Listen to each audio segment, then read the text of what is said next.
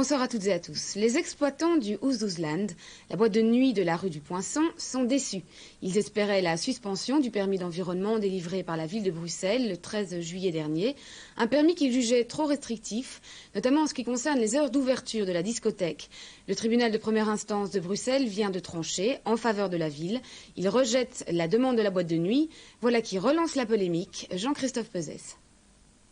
Une fermeture imposée à 3 h du matin le samedi au lieu de 4 auparavant et à 1 h le reste de la semaine, ce sont les conditions imposées par le nouveau permis d'environnement au Oosthuisland. Des horaires plus restrictifs encore, alors que les gestionnaires de la boîte, en introduisant une nouvelle demande, espéraient juste le contraire.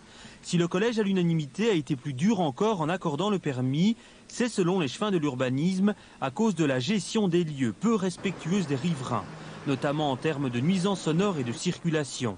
Mais parce qu'aussi, aucune isolation acoustique n'a été réalisée dans les délais imposés par la ville. Ou bien ils veulent faire une boîte avec le bruit que ça fait et l'impact que ça apporte, et ils font l'isolation convenable. Puis, quand elles sont faites, moi, je veux bien évidemment proposer au collège de les traiter comme on traite par exemple le fuse, avec les mêmes conditions et avec les mêmes règles, beaucoup plus souples que ce qu'ils ont maintenant.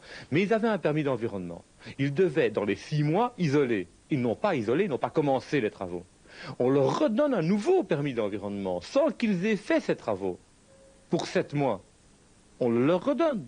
En leur redonnant une nouvelle chance. C'est quand même positif. Mais la version des gestionnaires est tout autre. Ils ont, disent-ils, tout mis en œuvre pour réaliser ces travaux, mais le chantier était techniquement difficile et le délai beaucoup trop court. Ils accusent donc les chefins de mauvaise foi. Ils comptaient aussi sur des horaires d'ouverture étendus pour financer ces travaux, estimés à 5 millions. Un projet aujourd'hui remis en cause. Mais ce qui les irrite le plus, c'est que selon eux, ces restrictions d'horaire ne vont rien arranger.